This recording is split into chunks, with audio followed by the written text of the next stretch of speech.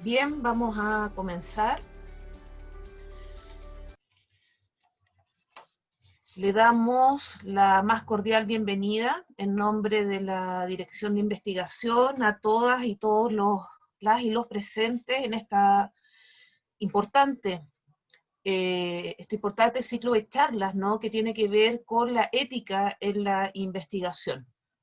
La Dirección de Investigación y Posgrado ha preparado un ciclo de 3 charlas que comienzan hoy para abordar temáticas que vienen siendo tremendamente relevantes en el mundo actual, en el espacio investigativo.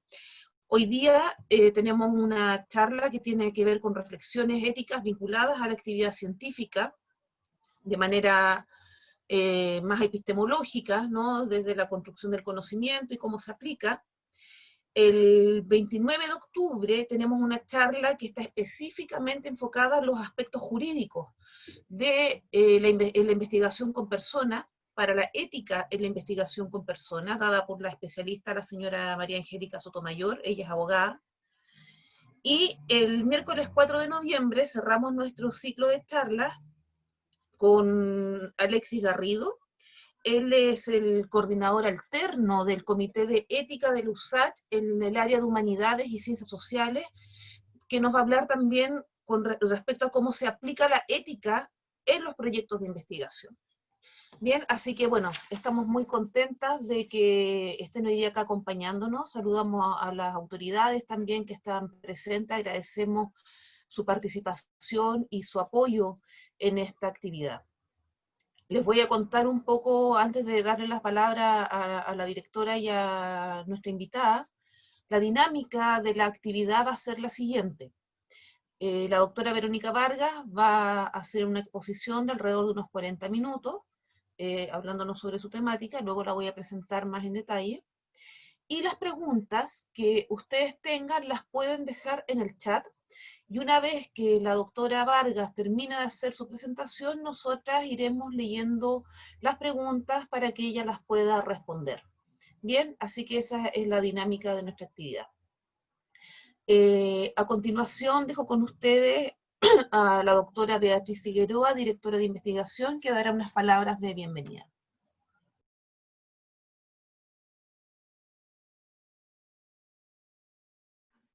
Muchas gracias, autoridades, académicos, académicas, investigadoras, investigadores. Muy buenos días y bienvenidos al ciclo de charlas programadas por la Dirección de Investigación y Posgrado. El objetivo de estas es iniciar conversaciones sobre un tema fundamental que nos ocupa, la formación ética de los investigadores, especialmente en las ciencias humanas y sociales. Entendemos por ética el conjunto de normas morales que rigen la conducta humana asociada a los valores universales, y cuando ésta se liga a la investigación, el objetivo es generar conocimiento, resolver interrogantes, siempre dentro de un marco de principios básicos. Toda investigación o experimentación realizada entre seres humanos debe hacerse de acuerdo a 3 principios éticos básicos, que son respeto a las personas, búsqueda del bien y justicia. Existen posturas que salvaguardan estos puntos de vista de las ciencias sociales y humanas y que tienden a apoyar estos principios básicos, lo que permite la realización de investigaciones, enfoques basados en derechos o lineamientos epistemológicos y ontológicos, protocolos establecidos en el desarrollo que velan por la integridad de las personas investigadas y también por los investigadores. Se asume de esta forma una protección contra posibles daños que se puedan generar, y en aras de la calidad de las investigaciones y los beneficios para la sociedad. En este sentido, la responsabilidad ética y moral debe estar ejercida por la institución superior que alberga a los investigadores. De tal forma, las ideas de este ciclo es conversar en torno a interrogantes cómo los comités de ética en investigación de las universidades están afrontando las singularidades que devienen de los estudios en ciencias sociales y humanas en la actualidad, porque sabemos que toda la dimensión ética comienza a ser desarrollada desde las ciencias naturales, de la bioética y de las ciencias exactas. pero que hay ahora un avance y un progreso importante hacia la ciencia social. ¿Cuál es la posición que deben asumir los investigadores e investigadoras en ciencias sociales humanas de las universidades frente a estas disposiciones del área?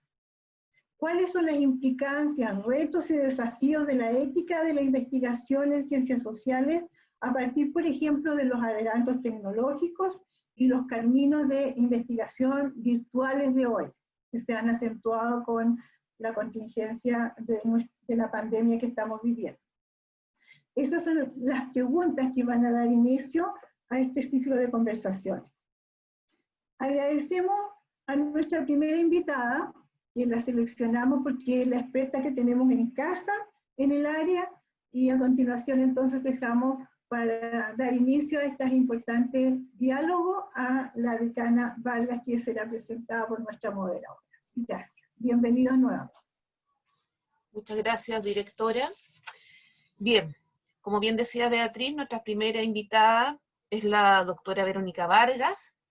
Ella es kinesióloga, magíster y doctora en salud pública, diplomada en bioética, miembro de la Sociedad Chilena de Bioética, fue presidenta del Comité de Ética Científica de la UNCE entre el año 2009 y 2014. Además es miembro del Comité del Doctorado de Educación de la UNCE y también, si no por si fuera poco, además es decana, ¿no?, actualmente en la Facultad de Artes y Educación Física.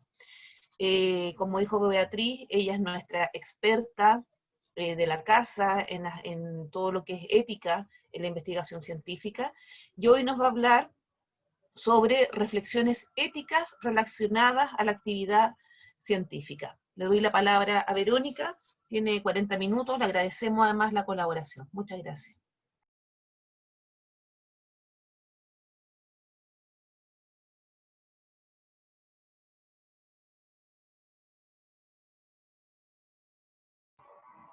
Tiene que abrir micrófono, decana. Ahora sí, ahora funcionó. Ya. Bueno, muchas gracias por la presentación. La complicación que tienen las presentaciones es que a veces crean muchas expectativas. Pero lo que sí agradezco por sobre todas las cosas es que existe esta instancia. Gracias al equipo de investigación, a la DIP, a las personas que por años hemos estado tratando, a la gente que participó del Comité de Ética Científica de la UNCE durante el periodo que ustedes nombraron, a todos los académicos que han estado abiertos a desarrollar esta competencia y a internalizar en sus procesos de investigación. Cuando me ofrecieron que pudiéramos participar en estas charlas, habían dos cosas en las que pensé. Primero, uno nunca se puede restar a una gran iniciativa.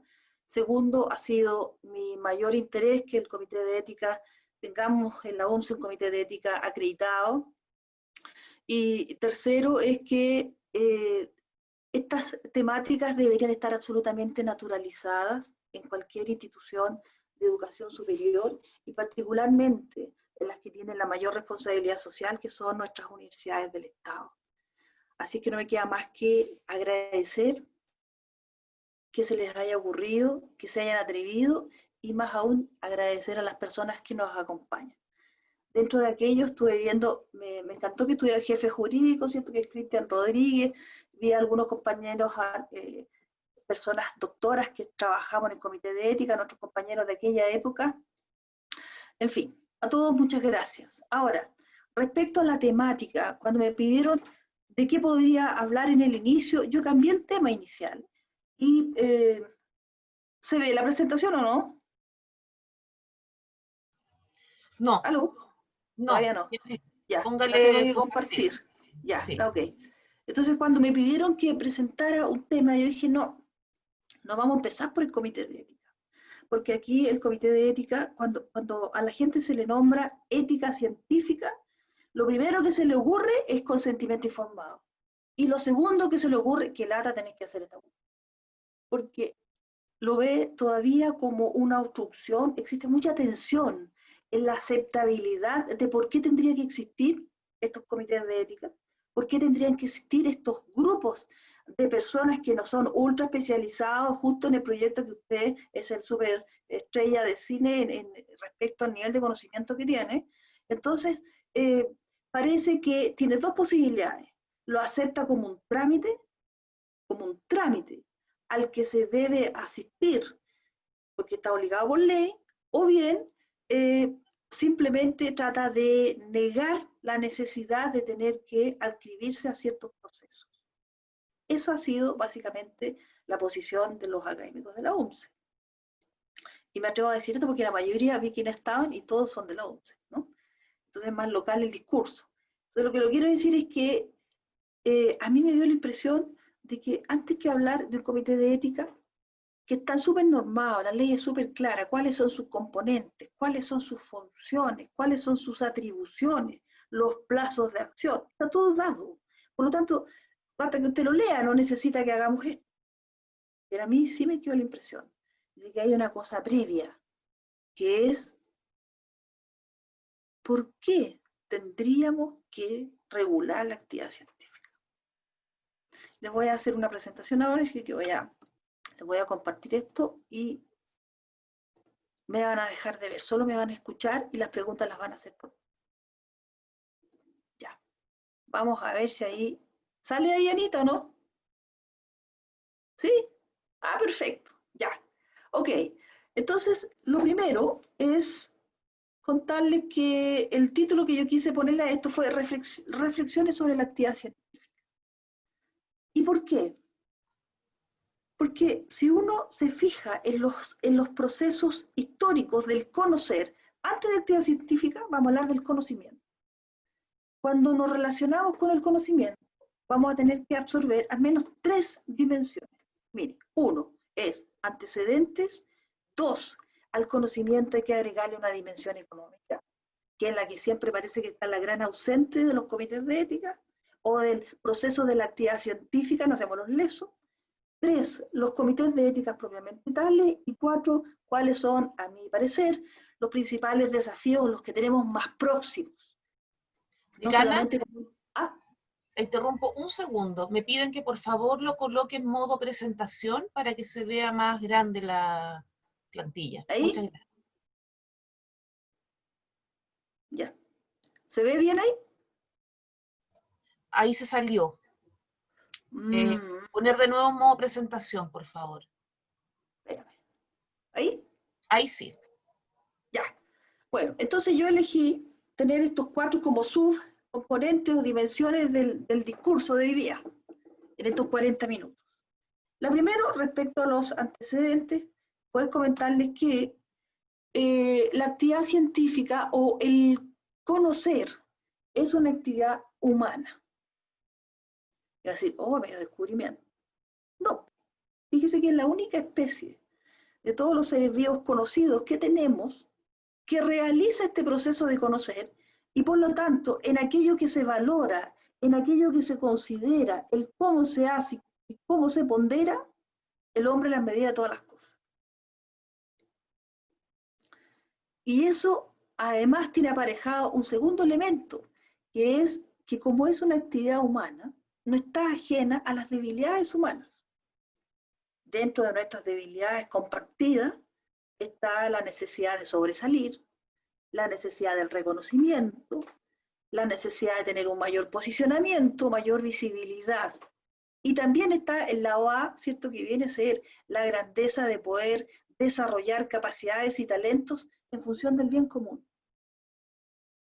Entonces, esta actividad peculiar dentro de las miles de actividades que tenemos de las dimensiones humanas, nos pone en un dilema que también tiene que ver no precisamente con la actividad como ejercicio mecánico, como un ejercicio metodológico, sino que tiene que ver con la humanidad. Ahora, si uno analiza el conocer, no la actividad científica todavía, el conocer desde siempre ha sido algo bueno. Desde el tiempo del Neolítico, antes, ¿cierto? Cuando tratamos de conocer para qué, para controlar, para reducir la incertidumbre que nos generan los elementos físicos de la vida natural. Entonces el conocer para controlar la el proceso salud-enfermedad, o para controlar los procesos agrícolas para la sobrevivencia del alimento, o para controlar las relaciones con otros. Entonces nacen las ciencias jurídicas, ¿cierto? ¿Cómo logramos establecer este límite entre aquello que me importa a mí y que le importa a los demás? En la medida que aumentan las poblaciones y se complejizan, empiezan a haber entonces aproximaciones del saber y del conocer que son de distinta naturaleza. ¿Pero qué comparte todos esos saberes? Todos tienen la intención de que van a servir para algo. Y ese algo tiene que ver con el sueño de la humanidad, que se hizo quizás el más simbólico fue el periodo de la Ilustración, en que el hombre podía escindirse de aquello que era antes la religión y la moral, y se podía levantar como el único autodeterminado ser que a través del desarrollo de la actividad científica podía tener larga vida y buena vida. Larga vida, o sea, esperanza de vida y condiciones de vida. Y esas condiciones significaba que me voy a tener que esforzar menos para producir alimentos, voy a tener más horas de sueño, y hoy día nosotros hoy día, el siglo XXI, somos hijos de la tecnología y de la ciencia. Yo no podría estar aquí si hubiera nacido a principios del siglo XX, porque la esperanza de vida eran 27 años, y creo que ninguno de nosotros los que estamos acá, ya estaríamos en otra dimensión. Cuando nosotros vamos a la casa, fíjese que usted tiene luz, tiene agua potable, tiene la ropa que lo cubre. Todo lo que hacemos y lo que tenemos es producto de la actividad del conocer. Entonces, cuando uno piensa en esta actividad del conocer, que además se pregunta, bueno, ¿quién realiza esto? No son los científicos, son los investigadores. Después vamos a ver esa diferencia. Ahora, a lo largo de la vida, de la historia de la humanidad, lo que nosotros observamos es que en general hay un factor común denominador de estos investigadores, que son las personas en su línea de corte, de generación, son los más talentosos. En general los investigadores se caracterizan por ser personas con inteligencia normal superior. En todas las épocas, con algo de ensueño y con algo de trascendencia y de ego, porque ahí están las dos cosas, ¿sí? Entonces cuando usted empieza a decir, oiga, pero si esta actividad científica nos ha generado tantas buenas cosas, hemos tenido un mejor manejo del desarrollo de los procesos de salud y enfermedad, tenemos una mayor comprensión de los fenómenos antigravitatorios que nos permiten viajar, podemos desarrollar los sistemas de transporte y comunicación entre las culturas, podemos hacer el desarrollo del comercio internacional, podemos tener grandes posibilidades de, por ejemplo, aquí varios de ustedes están con lentes, que tiene que ver con el desarrollo científico de la óptica. En fin, estamos trabajando a través de un sistema online que tiene que ver con la ciencia de la ingeniería. Todo es conocimiento. Nosotros estamos gracias al conocimiento vivos. Entonces la pregunta es, oiga, si esta cuestión es tan buena, ¿por qué habría que regularla? ¿De qué nos tenemos que proteger? ¿Y por qué si los mejores son los que investigan, por qué habría que estar encima de ellos? Si no solamente son los que saben de su disciplina, sino que además son nuestros percentil 99 de las capacidades humanas. ¿Por qué habría que regularlo a ellos? ¿Y por qué todavía tienen que ser personas como los comités de ética, que no necesariamente son los conocedores de esa disciplina? Y a lo mejor no tienen ni idea siquiera de ninguna investigación. ¿Sí? Entonces esto genera tensión.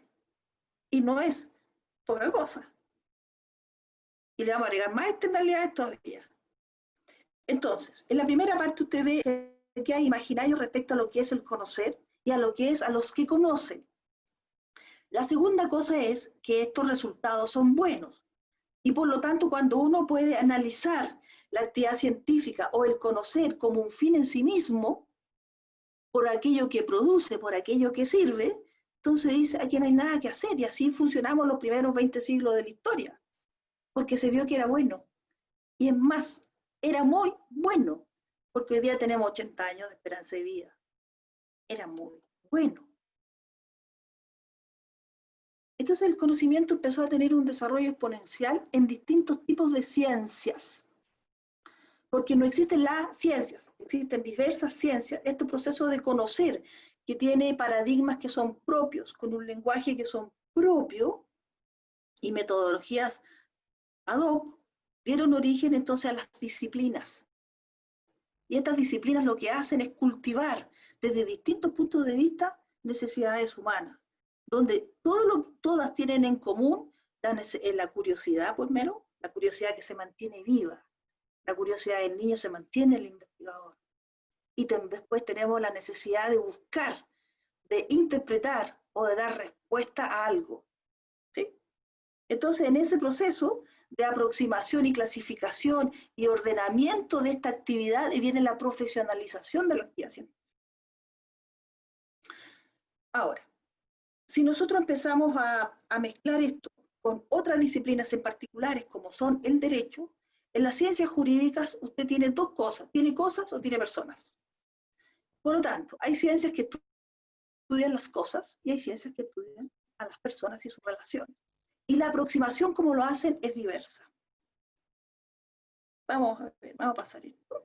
Ahí, por ejemplo, esta es la clasificación de las ciencias de Frascati, que es casi el libro base de toda la actividad científica, del ordenamiento científico, y es el que usa Naciones Unidas y el que usa la OCDE. Por lo tanto, lo usa ANID o nuestro Ministerio de Ciencia. Así está ordenado.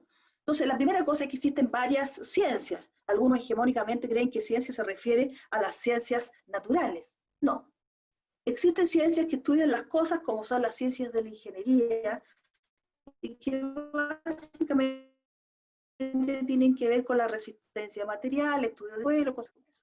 Existen otras ciencias que se relacionan, por ejemplo, en el punto 4, que se relacionan con otros seres vivos, distintos del hombre, que son la flora y la fauna, pero es lo único que quedamos nosotros fuera. ¿Sí? Hay otras ciencias que se relacionan con las personas y sus vínculos, ya sea la persona como un individuo en sí mismo, como una estructura en sí mismo, como son las ciencias biológicas, y como son las estructuras del hombre en relación a sí mismo, desde la salud mental y su relación con los otros, como son las ciencias humanas, las ciencias sociales. ¿Sí? O sea, todo está en función del hombre y su entorno. Pero cuando hacemos estas diferenciaciones de cuál es el objeto de estudio, también estamos diciendo que las aproximaciones del estudio son diversas. O sea, no hay una pura forma de conocer, ni una pura forma de hacer las cosas, ni una pura ciencia. ¿Y por qué digo esto de las distintas aproximaciones? Tienen que ver con la temporalidad. Fíjense que a propósito que está Cristian por ahí, Cristian Rodríguez, nuestro jefe jurídica, en el derecho es una actividad en donde el conocimiento es expuesto. Todo lo que hace el derecho es expuesto. O sea, lo que hacen estudian hechos. Y tienen una aproximación desde la dogmática, la jurídica, la jurisprudencia, ¿cierto? Pero se estudia la racionalidad o la ponderación entre lo que existen las libertades respecto a y la responsabilidad respecto a las consecuencias de eso. Eso es el derecho, de algo que ya pasó. En cambio, nuestras ciencias naturales, o la mayor parte de las otras ciencias, hace supuesto de aquellas cosas que podrían pasar, y levantamos hipótesis que se pueden falsear o no, los resultados se pueden apoyar o no, ¿cierto? Y existen las ciencias sociales que son más todavía amplias en las temporalidades, porque puede estudiar sensaciones, puede estudiar percepciones, puede trabajar en diversos tiempos. ¿Sí? Es más transversal todavía en cuanto a la temporalidad. Entonces usted ve que existe una aproximación de la actividad del conocer, que es diversa en cuanto a objeto de estudio, en cuanto a metodología, en cuanto a aproximaciones y en cuanto a sentido, el para qué. Y de ahí esto, ¿por qué es importante? Porque cuando estamos hablando de los comités de ética, estamos hablando de una particularidad. Las ciencias que se regulan o que se quieren controlar son aquellas que tienen que ver con las personas, no son las otras. No existen los comités de ética para la ingeniería, porque intervienen sobre las cosas. Existen aquellas cosas en donde participan las personas. Por lo tanto, son las ciencias humanas, son las ciencias sociales, son las ciencias de la salud. es una regulación de personas para personas. Ahora, ahí tenemos el derecho, las artes. Vamos a avanzar más rápido porque creo que me va a faltar tiempo. Entonces la pregunta es, ¿por qué habría que regular esta actividad tan noble, tan esperanzadora para larga vida y buena vida? Porque yo les dije que era una actividad humana y caímos en excesos. Y esto nos pasó después de la Segunda Guerra Mundial. Ustedes vieron esta imagen, que es la clásica imagen de los crímenes contra la humanidad, que este fue el juicio de Nuremberg, en donde estos señores que están abajo son ilustres científicos de la época, y que lograron hacer grandes aportes desde la actividad científica. Y para ellos la actividad científica era un fin en sí mismo. ¿Y qué lograron establecer? Lograron establecer, por ejemplo, el ciclo de la sífilis, el ciclo del proceso de enfermedad. Lograron establecer cuáles eran las condiciones máximas para soportar la radiación, cuáles eran las condiciones máximas de las temperaturas extremas, cuáles eran las situaciones antigravitatorias, cuáles eran las condiciones máximas. Bueno, así probaron de todo, de todo. Y ese conocimiento hoy día prácticamente es imposible de obtener en las condiciones. Entonces, cuando a ellos se les cuestiona, les dicen, pero ¿por qué me van a cuestionar si dentro de su contexto histórico lo que ellos estaban haciendo era estudiar, conocer por una orientación básica de el conocer en sí mismo, como un bien en sí mismo, sin ningún otro cuestionamiento? ¿Cuál fue el tema? El tema es que hubo exceso. ¿Y por qué se llama crímenes? Si ellos estaban haciendo una actividad científica que en ese minuto se consideraba que no tenía nada tan malo. Porque junto con esta Carta Fundamental de Derechos Humanos, nos empezamos a dar cuenta de que ya no bastaba que la actividad científica se pudiera ver como un fin en sí mismo desde un modelo de conceptualización utilitarista, sino que nos empezamos a preocupar de los procesos de cómo llegamos a ciertos resultados. Y al profundizar en estos procesos hubo al menos dos consideraciones. La primera es que estas personas, las que fueron sujetos de investigación, lo hicieron en condiciones de vulnerabilidad. ¿Cuáles eran esas condiciones? Primero, porque estaban presos. Ya sea estaban presos en Alemania, estaban presos en Japón, en todas partes de Estados Unidos, si no crean que en todas partes pasó esto. Segundo, eran personas que en algunos casos de estudios, como el clásico de la sífilis de Alabama, eran población negra. Solo negros. ¿Y por qué? Porque era el estado en donde más abundaba la sífilis en el planeta. ¿Sí? Y se hizo el estudio tan grave, fue tan horrible, porque se hizo el estudio, el seguimiento de la enfermedad de personas sanas por 30 años hasta que se murieron de sífilis. Y lo que pasó que entre medio se descubrió la solución, la vacuna, y a las personas no se les comunicó que existía el remedio, no se hizo nada y se esperó que se murieran. ¿Sí? Por lo tanto, las personas tampoco podían decidir retirarse. ¿Y por qué? Porque era más importante saber cómo terminaba la película que ver el que veía la película. Y ese es un problema del humano. Era mi objetivo de investigador y que estaba por sobre el otro, al otro que no veo, al otro que pasa a ser un objeto de intervención, que pasa a ser otra cosa más. Y así también nos pasó con investigaciones con personas con problemas de salud mental, ya sea que eran personas dementes, que eran personas interdictas, o que eran débiles mentales, o deficientes, en fin. Pasó también con las embarazadas, se hizo un importante aporte en el ámbito de los gemelos, de los mellizos, en fin. Y ahí usted se da cuenta que suma y sigue, suma y sigue. Entonces, al tener conciencia de que no basta solo conocer, sino que cómo se hace aquello que se conoce, y no solamente desde lo propio de la disciplina, porque evidentemente al biólogo no lo va a decir cómo investigar su propio campo de acción, son los pares a través de los colegios profesionales, ¿cierto? Los encargados de evaluar la conducta profesional, la conducta ética profesional según el estado del arte. Esa es una mirada. Aquí estamos hablando de otra cosa.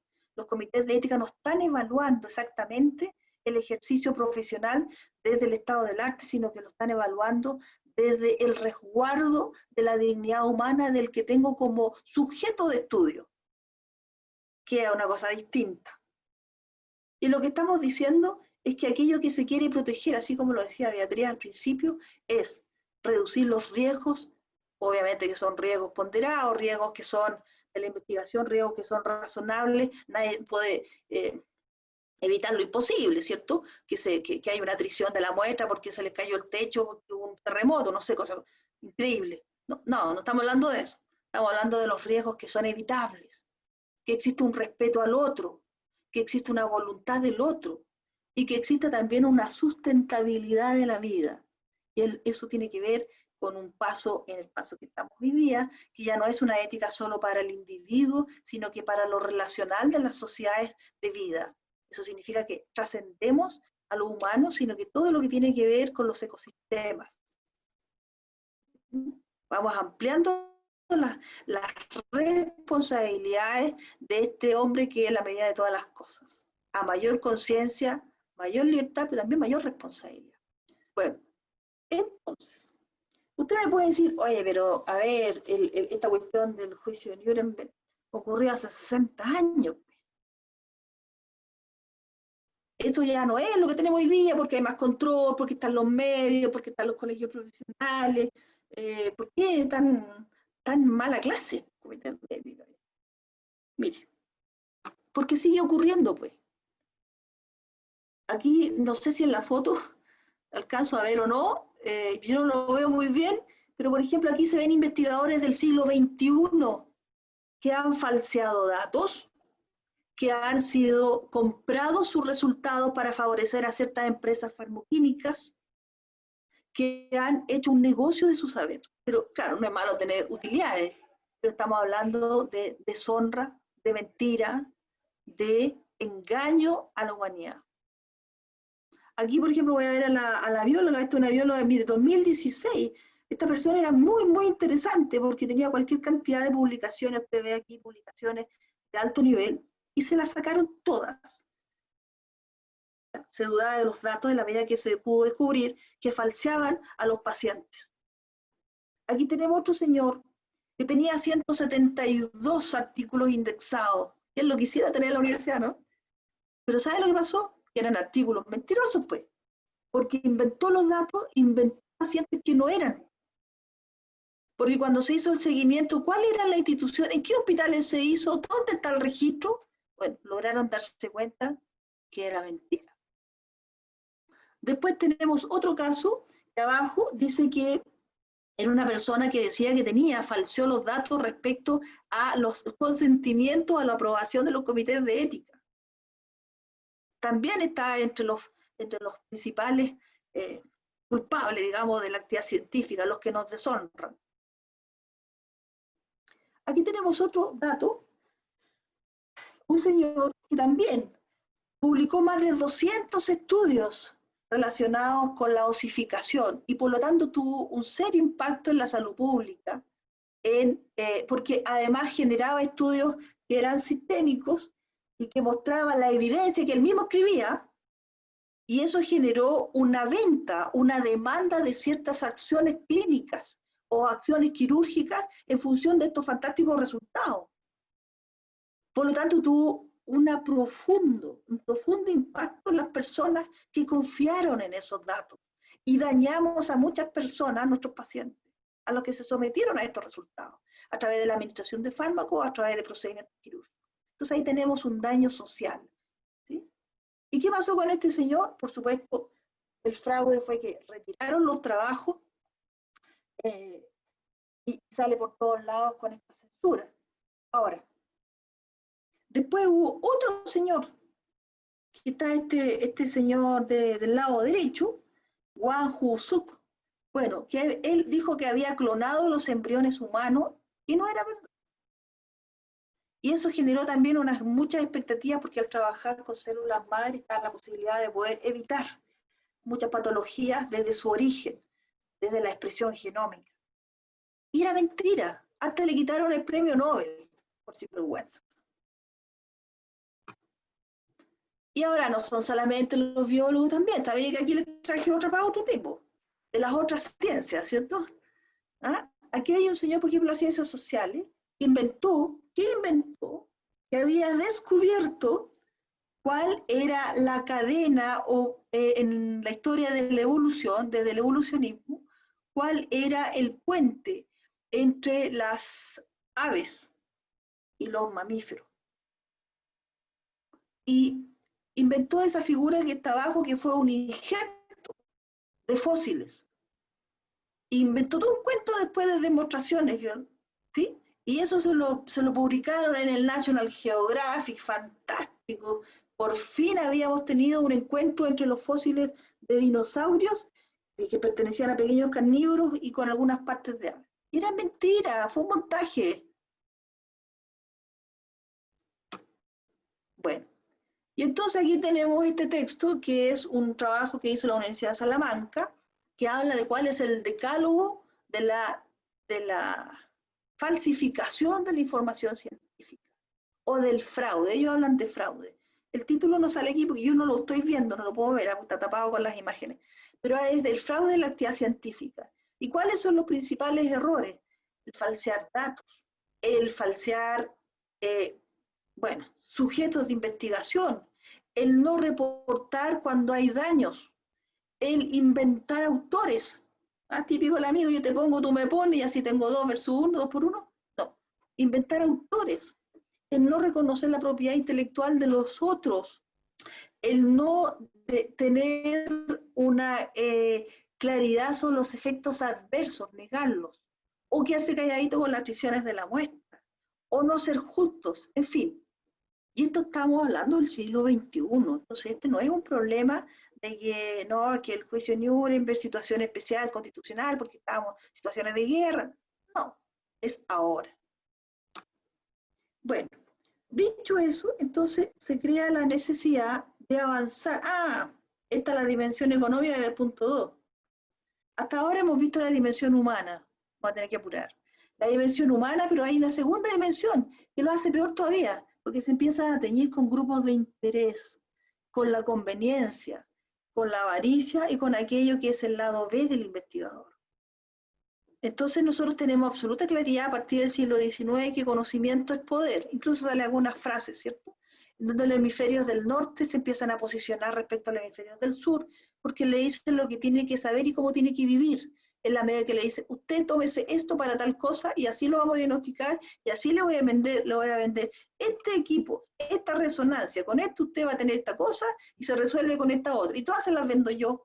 Y yo lo inventé y yo lo descubrí.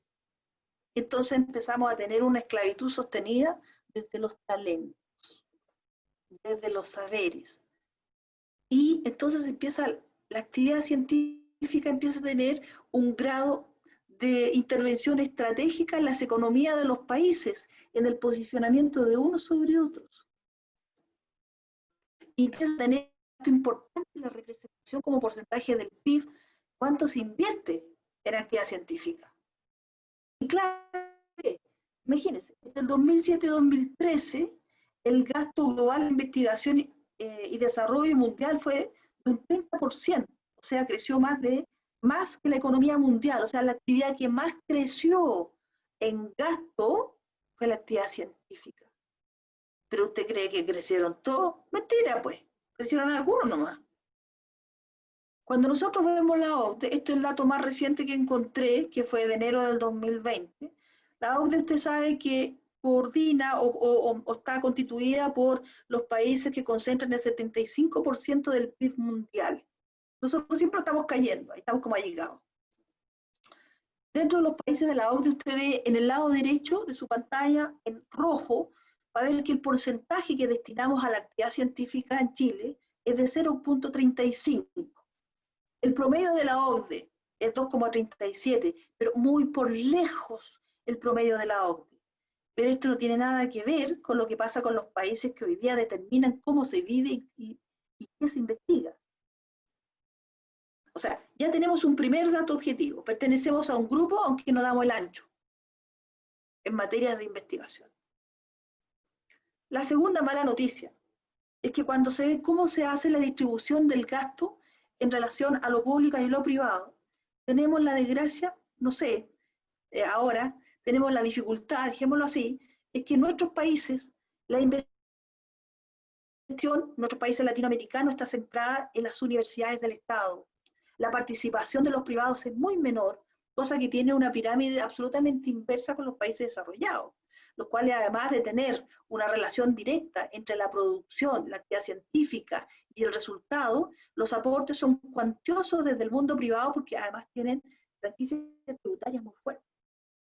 Pero si nosotros dependemos, nuestra libertad intelectual depende de las universidades del Estado, que se tienen que autofinanciar y que además tenemos que sobrevivir con presupuestos que son muy bajos. ¿Cómo salimos de esta esclavitud? ¿Cómo lo podemos lograr? Estamos con zapatos llenos. Teniendo el talento, teniendo capital humano avanzado, no nos queda más que empezar a trabajar con redes internacionales, ¿cierto?, para poder ofrecer nuestras ideas y nuestro talento para que nos paguen algo. ¿Sí? Entonces hay una servidumbre ahí encubierta. Seguimos siendo los conquistados, ¿cierto? Ahí usted ve claramente la proporción, lo amarillo, ¿cierto?, que tiene que ver con lo público y lo privado. Fíjese que ahora el porcentaje del gasto de I+D por sector de ejecución en comparación con los países de la OCDE, la misma cosa. Cuando usted ve Chile, que está el caso de arriba, resulta que menos del 40% está dado por las empresas y todo el esfuerzo ocurre en nuestras instituciones estatales, sobreviven, que no le alcanzan ni para pagar los aranceles. A diferencia de los países desarrollados. ¿Qué pasa con el gasto general? Cuando nosotros vemos, mire, a modo de ejemplo, hay países como Estados Unidos que invierten el 28% del PIB mundial en investigación. Tiene un país. No es difícil imaginarse que sea potencia.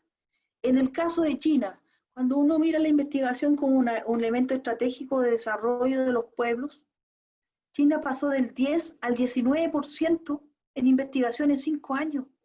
Es como si todo el IVA de Chile se fuera a investigación íntegro. Y estamos hablando del porcentaje, no estamos hablando de cifras nominales en miles de millones de dólares. Me están diciendo que me quedan 5 minutos, esa es mi alarma. Entonces estamos en serio a pie. Ahora, ¿qué pasa con los otros países? ¿Cuáles son los que más investigan?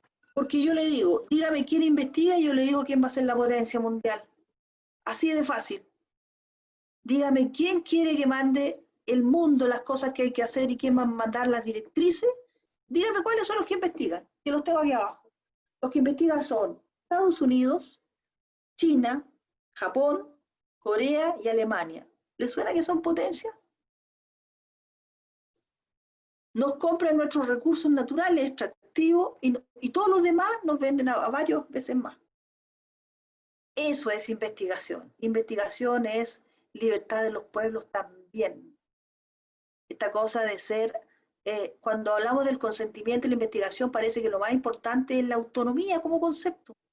Pero cuando vemos la autonomía como sociedades y como estructura, la autonomía tiene que ver con la capacidad de sus pueblos de investigarse a sí mismos, de construir sus propios desafíos para sus propias poblaciones en forma ajustada. En esa parte no hemos avanzado nada. Más, hemos retrocedido, porque bueno, hemos tenido una serie de dificultades conocidas por todos que hacen que el presupuesto para este año, por ejemplo, para el 2021, que va a ser más chico todavía. Más chico, y los investigadores están desesperados. ¿Sí? Ustedes todos lo reconocen. Bueno, entonces lo que les quiero decir es que estamos en aprieto. Entonces tenemos hasta ahora dos grandes dimensiones. La primera, que es una dimensión de concepto de qué es aquello que se quiere resguardar y proteger. Y la segunda, que tiene que ver con las conductas de los investigadores. Y la segunda es que tenemos una visión que tiñe, hay un entorno que es espurio, que tiene que ver con las economías. Porque detrás de esto, de esta producción, de esta industria del saber, porque es una industria, no solamente es lo lindo del científico, en esta industria del saber empiezan los grupos de interés, las rivalidades y las malas prácticas. Y una de las malas prácticas es robarle la idea a los otros. Por ejemplo, o una mala práctica, desde lo positivo, sería no resguardar lo suficientemente aquello que nosotros tenemos como idea y tener que ofrecérsela a otros, porque somos tan pobres que eso nada, es como el mal peor que dice, o menos mal, ¿no? Ahí estamos. Nosotros estamos en la línea de la pobreza en cuanto a la investigación. Y eso es terrible. Porque nos hace hacer esclavos ilustres del siglo XXI. Voy a apurar esto en cuanto a los gastos de investigación, ¿no? Porque ahí se ven que se gastan, ahí uno puede tener perfectamente la proyección de una universidad, ¿cierto? Los gastos que son de tipo salarial, los gastos que son operacionales, los gastos de inversión de capital, ¿no? Los gastos país, cómo funcionan todos los fondos de investigación. Tanto ya tiene una base, no es una fantasía. Esto de 2020. Por otra parte, la cantidad de investigadores que nosotros tenemos, fíjese, en la OCDE, esto es del 2020. O sea, el único que tiene menos investigadores como tasa es México. Por lo tanto, el capital humano avanzado que nosotros producimos, también está el caza-cabeza, ¿cierto?, que se decía en el siglo XX, respecto al caza-talento de todos los países del norte, donde nuestra gente más calificada, y lo que se hacía, la estrategia fácil, le ofrezco una beca, usted be happy porque, bueno, se desarrolla, pero resulta que como usted se fue en etapa de formación de familia, se quedó por allá, pues. Es muy fácil que le ofrecen pega, una gran pega, se encontró a un gringo, gringa por ahí, y listo, se quedan allá. Y así tenemos los cazatalentos. O sea, lo poco bueno que teníamos, se quedaron por allá. Porque además no podemos culpar a las personas que ocupen esas oportunidades, porque tampoco como país les damos oportunidades. Es como, yo hago concurso, lo incorporo, pero usted no tiene laboratorio. Es más, en algunos casos no tienen ni silla para sentarse. Entonces, es tan estructural nuestros déficits, es tan básico. O sea, podemos comprender qué es la actividad científica, podemos entender que la podemos regular. Tenemos una serie de problemas que son propios a todos los investigadores, pero además se suma nuestra incapacidad de dar respuesta oportuna y del nivel competitivo internacional para poder estar alguna vez en niveles con indicadores cienciométricos que no nos dejen así como que nos vamos escondiendo de los datos, ¿cierto? Como nos pasa frecuentemente. Entonces, aparece la ética. Teniendo todas estas consideraciones, los grupos de interés, especialmente los abusos que existió en la empresa farmoquímica, en donde se empezaron a hacer estudios de fármacos en los países pobres. Se hacen las pruebas en los países pobres, en los países de América Latina o de África, ¿cierto? Existían muchas condenas a grandes laboratorios que todos conocemos. Y la segunda cosa que ocurría, que también se comercializa al día de hoy, fármacos que en los países de origen están prohibidos, y que se comercializan para los países pobres. Y eso ocurre en el siglo XXI. Bueno, entonces así aparece la ética de la investigación tratando de contener este desborde, ¿no?, de una actividad que es tan sustantiva en lo estratégico, que es tan sustantiva en cuanto a la esperanza de la humanidad en tantos sentidos, porque estamos hablando de la investigación en las artes también, en las humanidades. No es ciencias naturales, es el conocimiento de toda la vida. ¿Para qué? Para poder desarrollar las virtudes humanas y la calidad de vida. ¿Cómo lo hacemos? Bueno, primero, se sacaron muchas declaraciones del año 53 en adelante y aparecieron criterios, se desarrollaron criterios, principios, protocolos, y eso ha seguido. Voy a ir muy rápido porque ya estoy en el límite. Dentro de los principios fundamentales están estos que están ahí, que es la autonomía, que tiene que ver con el consentimiento informado. ¿Qué significa eso? El respeto a que la persona decida participar o no en un estudio. Decida, pero para poder decidir hay que conocer. Y eso significa que aquello que es conocido le sea transmitido de una manera, de una forma comprensible, razonable, y no que le cuente puros cuentos, y sin coerción. Si tú no firmas, entonces no sigues estudiando la 11, porque tú eres parte del grupo de estudio de la carrera de historia, ¿ya? Entonces, no, si tú no me dices que no, yo soy tu profe y te tengo que evaluar a fin de año en tu tesis. Ahí viene que va a ser el pobre cabrón.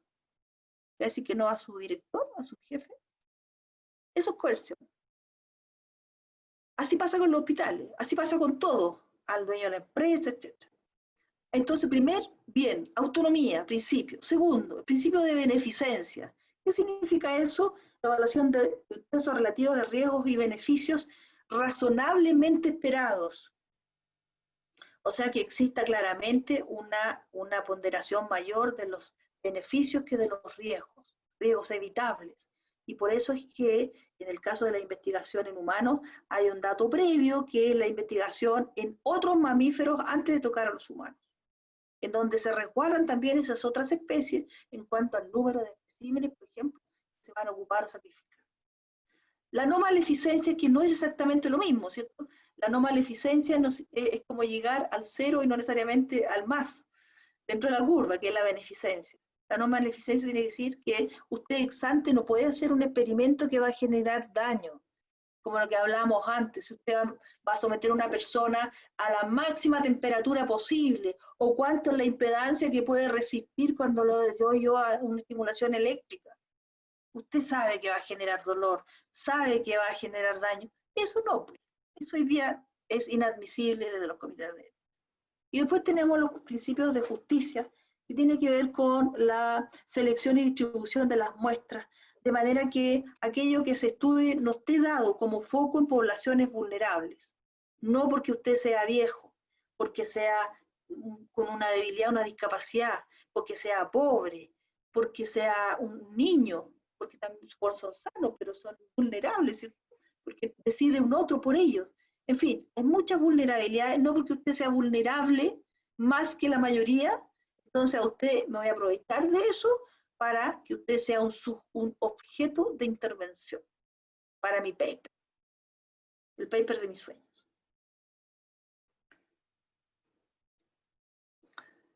Y hay algunos autores que a partir de esos principios generaron los niveles mínimos y máximos, lo que es exigible y lo que es deseable. Entonces, dentro de sus 4 principios básicos del modelo principialista, y dijeron, mire, ¿sabe qué es lo mínimo? Lo que un comité de ética siempre va a exigir, siempre son 2 cosas. Uno, que ex ante lo que usted va a hacer no le haga daño a las personas, por ningún motivo. Y segundo, es que sea justo, o sea, que realmente la muestra sea aleatoria y no porque hay ciertos grupos que me puedan aprovechar, van a ser incorporados en el estudio. Eso es el piso. Y después existe un segundo nivel de los principios, que es lo deseable, y tiene que ver que ojalá esto le sirva a alguien, la beneficencia, que no podemos garantizar, ninguna investigación podría garantizar que los resultados van a generar un beneficio en sí mismo. Y la segunda es la autonomía. Y esto es bien curioso, alguien puede decir que está en el eje de la autonomía. ¿Y por qué es deseable? Porque es solamente deseable, hay personas que no tienen autonomía, como son los interdictos. Entonces hay hay otros que deciden por ellos. Ahora, la interdicción, ustedes saben que está dada solamente por un juez, por un tribunal, ¿cierto? Significa que la persona no toma ni una decisión de ni una cosa. Pero nosotros tenemos, dentro de los déficits de nuestro marco regulatorio, está, por ejemplo, el tema de las demencias. En las demencias, el Código Civil de Bello del año 1855 habla, ¿cierto?, de los locos, de los dementes. Entonces, un sí o un no. Pero en realidad, al desarrollo de la actividad científica desde la neuropsiquiatría, nosotros sabemos que existe un escalonamiento de demencias. Y por lo tanto, esta posibilidad de decidir, las personas con demencia pueden decidir no todas las cosas, pero sí muchas cosas. Y diversas cosas depende del ciclo de su enfermedad. Para nosotros en Chile eso todavía no está resuelto. Es un sí o un no. ¿Sí? Bueno, y así entonces llegamos a la obligación o al sentido máximo de los comités de ética o de todas estas normas. ¿Qué es lo que buscan? Riesgos razonables, diseños de investigación que sean adecuados. Por eso que tienen que haber metodólogos en los comités de ética y que los investigadores sean competentes. O sea, que conozcan el estado del arte y que sepan lo que están haciendo. Y así nacen muchas propuestas y que han sido sistemáticamente mejoradas. La primera de ellas fueron las pautas internacionales para la investigación biomédica en seres humanos, que se llamaban CIOMS todavía, del 82, que es como la Carta de Naciones Unidas de Derechos Fundamentales, pero esto es para la investigación. Y ahí se ve cuáles son los principios, la valoración mínima, son pautas, no es una obligación. Y esto siguió avanzando. Y hubo declaraciones del Consejo de Europa, por ejemplo, esa del 97, hubo una del Consejo de Europa que salió después de esto, que es fantástico, que es la primera vez que se hace, ellos pidieron que se incorporara en la Carta Fundamental de Derechos Humanos el valor intangible de la vida como derecho. Imagínense qué es lo que es eso, el valor intangible de la vida a partir de la clonación de la oveja Dolly y a partir de la posibilidad de la clonación en humanos, en un desarrollo científico, y por lo tanto el fin de la vida como la conocemos en la especie. Esta transformación de pasar de la situación actual al transhumanismo. Y se evitó eso. Y nuestra legislación también lo recogió. La ley 21.120, que regula la actividad científica, establece explícitamente que está prohibido trabajar con células germinales. ¿Sí? Se puede trabajar con investigación con células somáticas. Por lo tanto, existe una brecha hoy día, la legislación es súper clara, y esto fue gracias a este Consejo de Europa, que establece la diferencia entre lo que es el avance epigenético de lo que es el transhumanismo.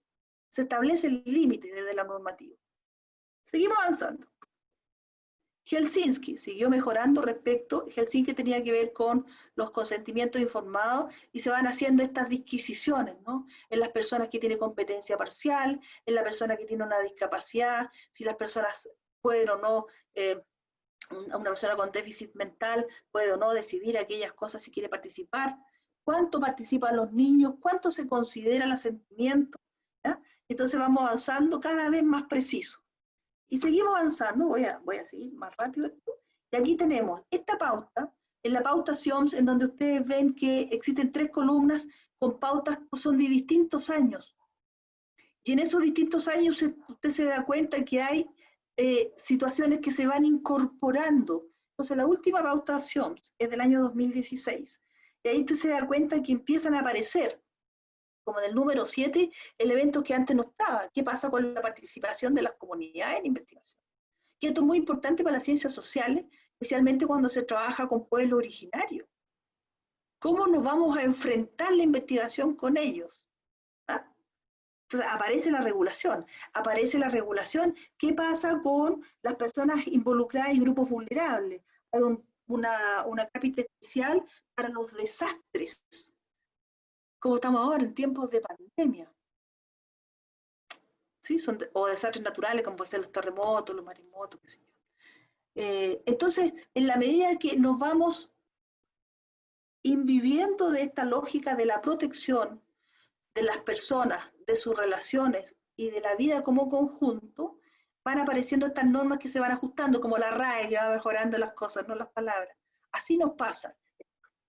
¿Mm?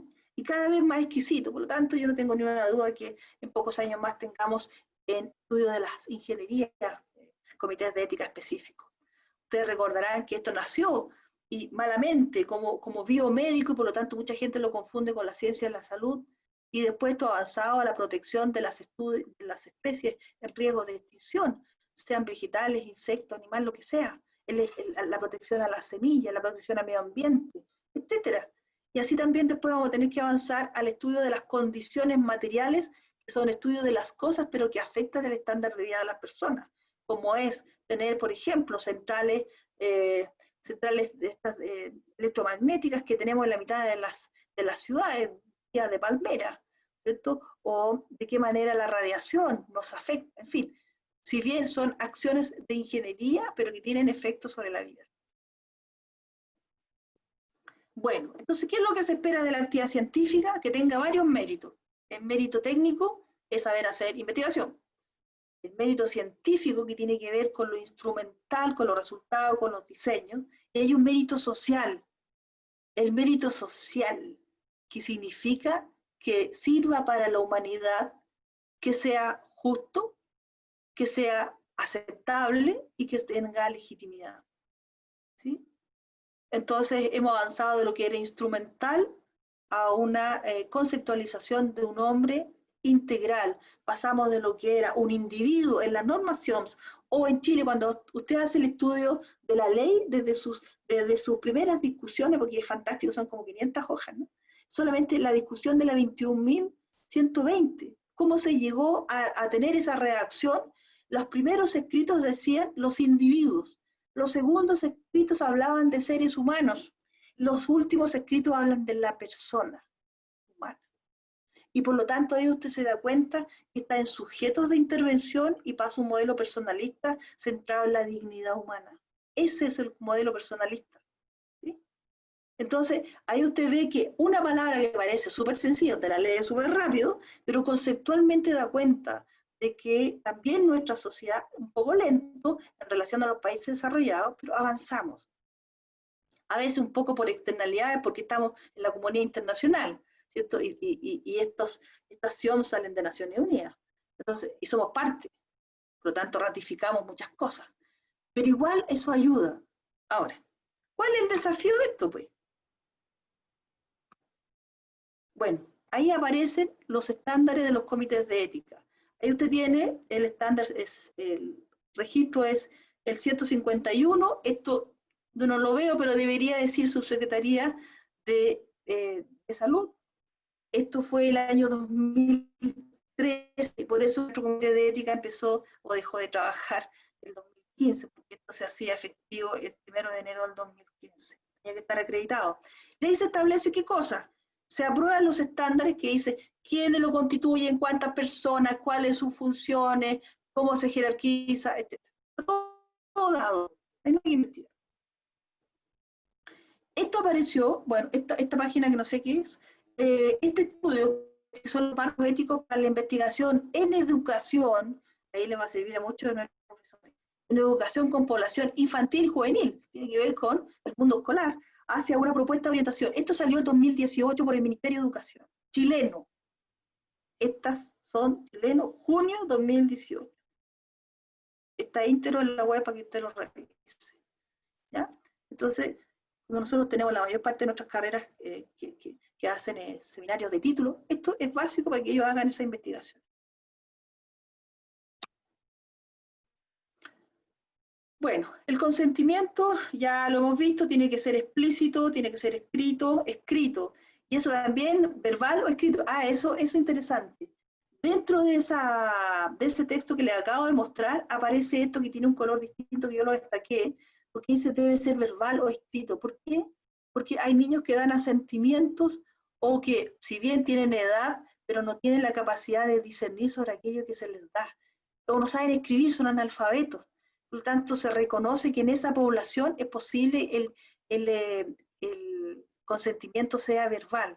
También es posible que el consentimiento sea verbal en el estudio de pueblos originarios, dado que ellos usan la oralidad como transmisión y no como nuestros pueblos particularmente, que no tienen textos. Y por lo tanto, ¿cómo se demuestra que ellos a usted le permiten hacer ciertas cosas? Se pueden grabar. Bueno. Esto, yo traje aquí algunos estudios que hicimos el año 2014. ¿Cuáles eran los problemas? No sé, si queda tiempo a lo mejor se los puedo mostrar, pero este era cuáles eran los problemas de los investigadores de la UMCE. ¿En qué se equivocaban nuestros investigadores? Lo primero es que la mayoría de ellos no tienen idea cómo hacer un consentimiento. En esa época hubo que mejorar mucho los instrumentos. Y la segunda es que el principio de beneficencia y maleficencia también tenía muchos errores porque no había la suficiente protección respecto a los riesgos que puedan estar expuestos nuestros estudiantes o los sujetos de investigación. Y ahí usted ve lo que pasaba en la UMCE. Esto es un estudio para la UMCE. Y que la mayor parte de los casos usted ve que no existe consentimiento informado.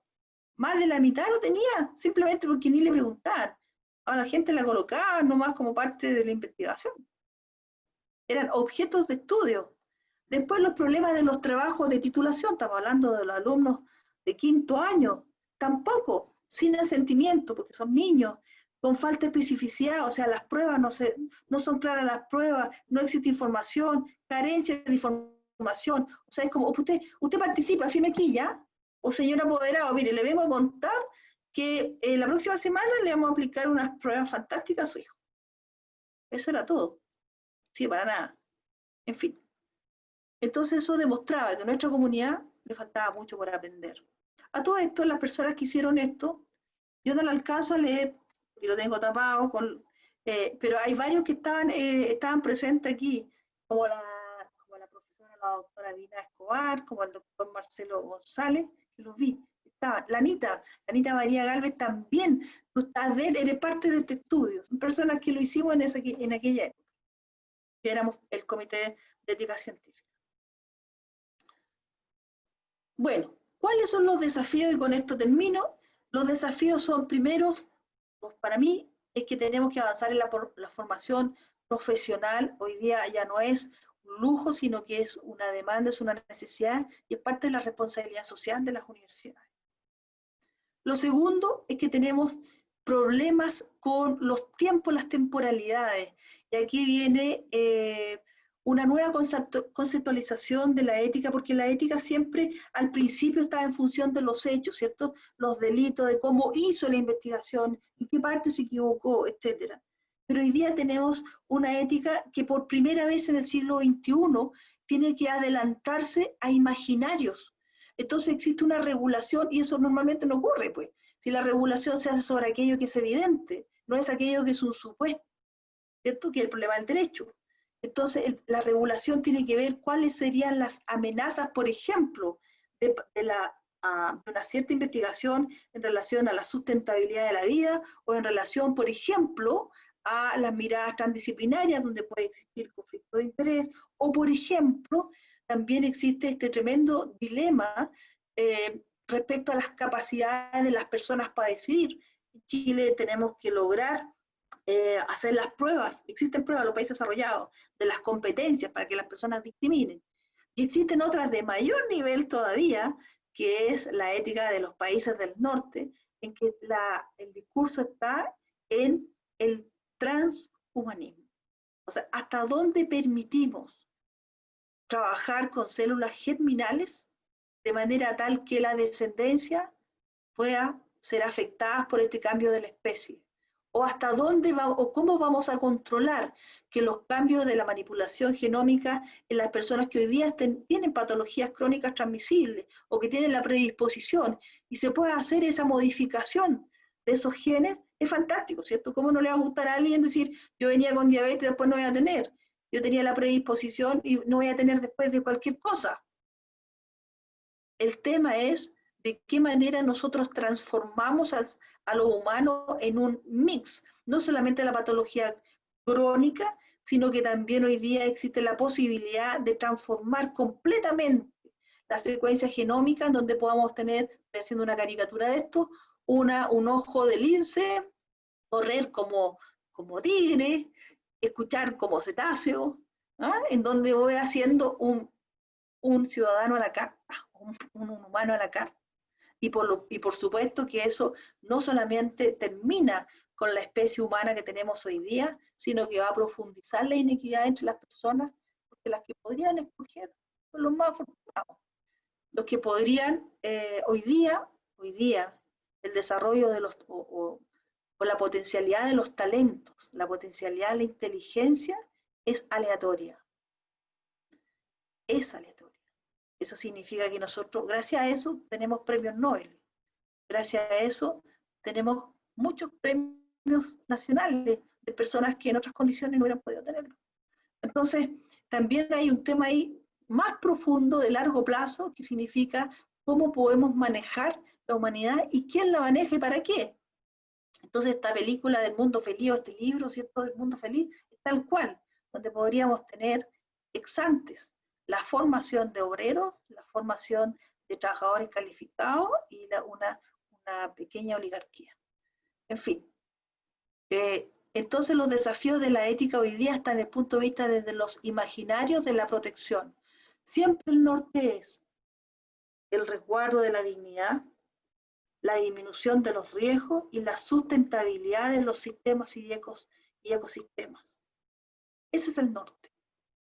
Como esto no está escrito, y vamos aprendiendo también ensayo-error, y tenemos problemas y dificultades internas desde la resistencia cultural, dificultades externas porque no tenemos cómo competir. Detrás de la ética científica y de los recursos hay rivalidad, y no tenemos posibilidad de competir. Entonces tenemos aquí una BC1, que es el hemisferio norte, por los D, que somos nosotros. En fin, entonces yo ahí le dejo la mano a la abogada Sotomayor, que nos va a acompañar la próxima semana el bioderecho, porque estos son problemas del bioderecho. ¿Cuándo entra el bioderecho? El bioderecho entra cuando tenemos la colisión o una tensión de conflicto entre lo que son las libertades y las responsabilidades individuales que entran en conflicto con grupos de interés o con la sociedad como conjunto. Y ahí puede ser, por ejemplo, los grupos de la sociedad científica en particular que quieren conocer sobre, estoy hablando de la demencia, pero el otro dice, no, pero usted cuidado porque no lo puede hacer, pero ¿cómo voy a dar una solución si no dejan investigarlo? Y ahí entra la colisión de conflictos, grupos de interés. Bueno, yo lo dejaría hasta aquí porque ya me pasé hace rato. Anita, dime tú las preguntas, si es que hay.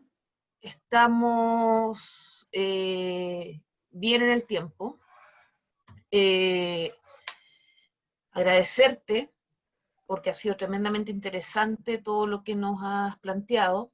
No veo preguntas en el chat, pero sí sé que la directora Beatriz quería preguntar algo.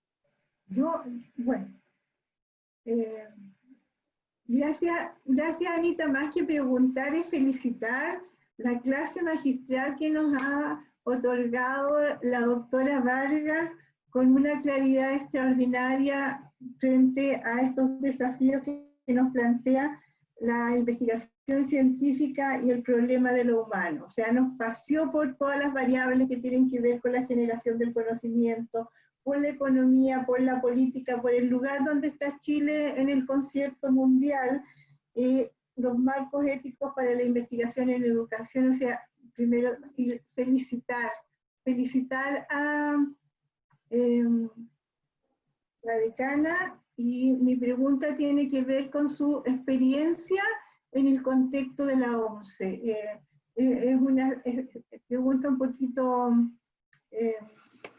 dirigida en el sentido de cuál piensa, conociendo el desarrollo que hubo históricamente en la OMCE, en la dimensión de haber tenido un comité de ética que cerró el año 2014, cuál es el principal desafío que tenemos que enfrentar para replantear esta línea y tener nuestro propio comité de ética. ¿Cómo lo ve ella, que es nuestra experta, y hacia dónde tendríamos que direccionarlo? Yo creo que el principal desafío es simplemente firmar la resolución para que salga. Ese es el desafío, porque tenemos hoy día mayor conciencia que lo que tuvimos hace 5 años. Hoy tenemos una masa crítica de doctores que ya viene con esta lógica incorporada. Las personas más resistidas se han ido retirando de la universidad, hemos tenido un cambio generacional, y también la evidencia ha ido dando cuenta de que los temores iniciales, los supuestos de que esto era solo para las ciencias biológicas, hoy día nadie podría dudar cuando existen comités de ética de especialidad. De hecho vamos a tener uno específico de ciencias sociales. O sea, la aceptabilidad hoy día es un hecho. La complejidad, la necesidad de la OMCE de avanzar hacia la transdisciplinariedad, la complejidad también es un hecho. El desarrollo de la investigación es un requerimiento, una exigencia, y además vamos a tener en educación. O sea, realmente hoy día las condiciones que en esa época no tuvimos, hoy día es otro el escenario, es otra la comprensión, y tenemos otra, no todo está dado. Yo creo que hoy día tenemos la masa crítica de personas, vamos a tener los espacios y vamos a tener también la oportunidad de integrarnos a redes internacionales de mejor manera, y por lo tanto esto ya está naturalizado también. Así que yo lo veo bien, fíjate, Gracias, Verónica, por tu mensaje esperanzador y nos vamos a tomar de él para hacer fuerza para que esto sea a futuro una realidad. Gracias. Le vamos a dar la palabra porque en realidad me parece que es más complejo de lo que pensamos. La pregunta a Antonio Rivera, profesor, si quiere la puede plantear verbalmente para que el administrador le abra el micrófono a don Antonio Rivera. Ok, bueno, gracias Verónica por la presentación, estuvo muy interesante. Mi pregunta tiene que ver, más que nada porque comentaste de que la ética surge en las ciencias sociales y en la ciencia de la salud en relación al trabajo con un ser humano. Pero en biología está la discusión respecto a qué punto tiene que ser regulada como actividad científica por el tema del sufrimiento animal, por el tema de las especies en peligro de extinción. Entonces, me pregunto si hay normativas respecto a eso. Sí, hay normación también para los animales. Y es más, hemos avanzado muchísimo, porque hay países como, o sea, lo que tú dijiste, primero está absolutamente regulado, esto no es un supuesto. Existe una regulación ética para los animales que tiene relación con el número de individuos, o sea, el mínimo necesario para tu experimentación, no matar a nadie más. Segundo, existe una claridad absoluta de cómo poder manejar las especies en extinción. Por ejemplo, en el caso nuestro del Instituto de Entomología tenemos el estudio con las abejas, ¿cierto? De cómo estas abejas, si tú le haces algún estudio de las alas, de lo que quieras, después cómo las reinserta a su medio natural. Y tienen que devolverla la cantidad de los especímenes que llegaron, ¿sí? Respecto al sufrimiento, que es el proceso, también en aquellos casos que son muy invasivos, que son mutilantes. Pues todo eso está dado. Y es parte de los comités de ética. Es más, cuando, bueno, tú lo tienes que haber visto, incluso en la página web de la UMSE aparecen los formularios para la investigación en animales y vegetales, o sea, en plantas y en animales. Y ahí está explícito cuáles van a ser sus factores de protección para estas variables. Número, cantidad, selección, retorno a su medio natural, está todo dado. Ahora, en algunos países como España, esta cuestión es mucho más complicada. Porque yo siempre dije la persona humana, pero allá, por ejemplo, han determinado que algunas clases de chimpancé también tienen el rango de persona. Por eso se habla de persona humana, que parece así como rimbombante. No, es porque hay otras personas que no son humanas y por lo tanto se le da un estatus en la investigación equivalente al nuestro, a lo humano. ¿No? O sea, obviamente ellos no van a firmar un consentimiento, pero la posibilidad de acceder a usarlos como mamíferos cercanos para la investigación es casi imposible. O sea, Gracias. esto viene para quedarse y muy difícil. Okay, Hay otra pregunta. Okay. Hay una pregunta del profesor Marcelo González. ¿Ya? Dice, ¿qué pasa con aquellos países que no aplican los acuerdos respecto a ética? 2. ¿Qué pasa si un investigador no aplica el acto formal del uso de comité de ética, pero igualmente usa consentimientos o asentimientos informados, que no hayan pasado por un comité de ética? Bueno, ustedes vieron, ok, a ver, hay dos cosas. Ustedes vieron en tu caso reciente de estos grandes investigadores que se retiraron todos sus artículos. Y esas personas, además, fueron presas. O sea, son personas que cometieron un delito, que es un fraude. No solamente un fraude a la actividad científica, sino que a la humanidad por el daño que hacen a partir de la socialización de falsedades que tienen impacto en las políticas públicas de los países. O sea, la condena es muy seria. Ahora, ¿qué dice nuestro reglamento del Ministerio de Salud? Porque el Ministerio de Salud es el que tiene la organización de los comités de ética todavía. Y en esto se ve que hay reglamentos adicionales a la ley 21.120 y reglamentos adicionales que explican cómo se amplía esta conceptualización que nace de casi del debido derecho a una conceptualización, por ejemplo, de las ciencias sociales, a una conceptualización que avanza la investigación no solo de los individuos, sino que también de los segmentos, de las secreciones o de los órganos de esas personas, que estén vivas o no, y que tiene que ver con los restos fósiles, por ejemplo, de ciertas culturas, en el caso de la arqueología, que es muy importante. Bueno, cuando las personas no cumplen y tienen una sanción ética, es solamente una advertencia. Cuando existe una segunda sanción ética por un comité de ética, se le quita en Chile el ejercicio profesional. Se le impide el ejercicio profesional. A nadie le puede quitar el título porque ya lo tiene, está en posesión de, pero sí el ejercicio. Por lo tanto, es muy grave. O sea, además de perder la pega, de destruir un buen nombre que puede haber tenido, de todas las vergüenzas había por haber, esa persona nunca más va a poder, y afortunadamente nunca más va a poder trabajar como profesional, porque no da el rango para la dignidad de un profesional. Y eso existe en los reglamentos. Así que es muy serio. Ahora, si alguien dice, inventa, como dice Marcelo, inventa los consentimientos, bueno, esa persona se está jugando justamente estas sanciones. O sea, hasta que te pillen, como todo. Hasta que te pillen, como pasó con estos biólogos, como pasó con estos japoneses que creían que ellos eran intocables, porque lo fueron de alguna manera, estaban en todos los congresos, pavoneándose con sus resultados. Hasta que alguien los descubre, los denuncia, se investiga y hasta ahí les llegó. O sea, con esto no es si usted quiere o no quiere. Aquí usted se sube aquí y ahora o no investiga. No hay plan B. Además que ley no es un reglamento, ley de la República. Yo tengo una pregunta vinculada también a los comités de ética y a la aplicación de los reglamentos. ¿Qué pasa con los proyectos de investigación, por ejemplo, que son de Chile y son aprobados éticamente en Chile, pero tienen que recoger datos e información sensible, por ejemplo, fichas clínicas en otros países, como Brasil o Argentina, por poner ejemplo? Bien, la aprobación ética que me ha dado el Comité Ético de Chile para hacer esa investigación, que ya implica otros países, ¿sirve para investigar en esos países o tengo que pedir nuevos consentimientos éticos allá? Pregunto porque como la regulación también es internacional. Ya. A ver, aquí hay dos cosas. Primero, nosotros tenemos los tratados de libre comercio que también regulan la actividad profesional.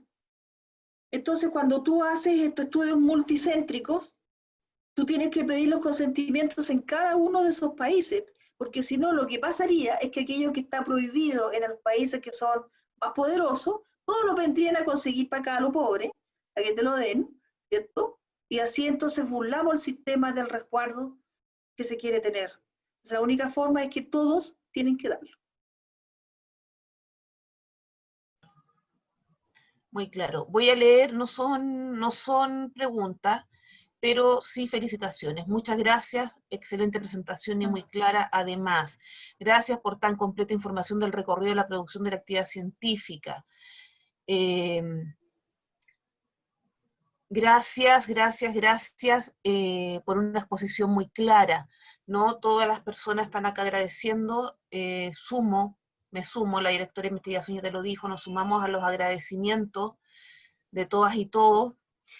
Vamos a ir cerrando en honor al tiempo, pero una vez más, una exposición, como siempre, Verónica, tremendamente clara. Nosotras tuvimos el gusto de conocernos y trabajar juntas en el Comité de Ética de la UNCE, y doy fe de la seriedad, el profesionalismo con que ella siempre trabajó en esos aspectos, ¿no?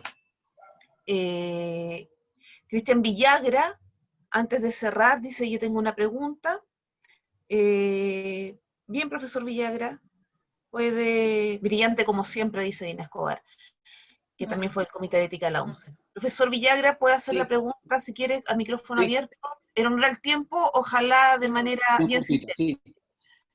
Verónica, muchas gracias por tu presentación, sumamente clara y muy necesaria esta conversación que se dé a pesar de este formato que es más difícil a través de internet. Y mi pregunta tiene relación con algo que tú mencionaste sobre el neocolonialismo científico que se vive actualmente respecto a muchos aspectos de las ciencias sociales y ciencias biológicas también.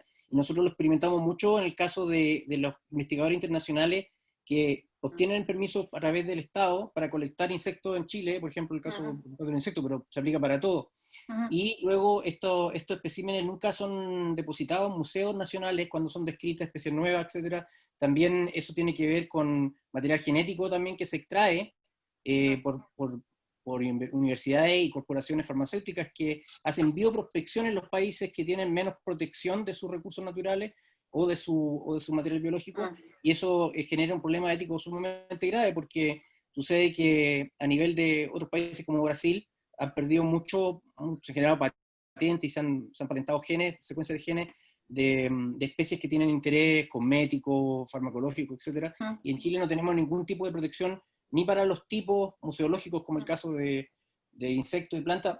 Pienso que parece que en arqueología y en paleontología sí está protegido por la ley de patrimonio, pero en otros aspectos no, ni tampoco tenemos una ley de bioprospección que prevenga el pirateo, entre comillas, de material genético de la diversidad chilena, que es muy endémica. Tenemos tal vez menos biodiversidad que Brasil, pero tenemos mucho especie única acá. ¿Y cómo podríamos nosotros desde la plataforma universitaria un poco presionar para que esto cambie? Esa es mi pregunta. Ya, yo creo que, o sea, yo no puedo estar más de acuerdo, todo lo que tú has dicho así es. Creo que tenemos un avance. A partir del año pasado nosotros tenemos un ministerio de Ciencia, Tecnología y Desarrollo. Yo creo que ese es el camino, no es el comité de ética en sí mismo, sino que sí puede ser planteado desde los comités de ética o desde las sociedades científicas. Trabajar en conjunto para presentar el problema y para poder entonces avanzar en lo normativo, ¿cierto? Hoy día tenemos rango ministerial y eso puede cambiar la forma de relacionarnos. Porque ya no basta quedar haciéndose los lindos, ¿cierto? Así ofreciendo a nuestro patrimonio natural, ¿cierto? Lo que tú has dicho. Pero se puede, pero lo que pasa es que hay que estar en la formalidad y en los canales correctos. Perfecto, muchas gracias. Bien, ahora sí cerramos, le damos las gracias una vez más a la decana Vargas por tan brillante presentación y los dejamos cordialmente invitados para la charla de la próxima semana, que va a ser el jueves 29 de octubre a las 11:30. Ahí viene la doctora María Angélica Sotomayor, abogada experta en legislación de ética científica, y nos va a hablar de los aspectos jurídicos nacionales e internacionales de la ética en la investigación con personas en proyectos de investigación en ciencias sociales. Ella es una eminencia a nivel nacional e internacional, Verónica lo sabe, así que esperamos que puedan participar, tienen que volver a inscribirse. Les vamos a enviar nuevamente el link para que se inscriban y puedan asistir a tan interesante charla y reunión. Nos despedimos, muchas gracias a todas y todos y quedan cordialmente invitados para la próxima semana, el jueves. Chao, chao. Muchas gracias a todos. Gracias. Gracias. Gracias por el espacio. Hasta luego. Muchas gracias. Gracias, Verónica.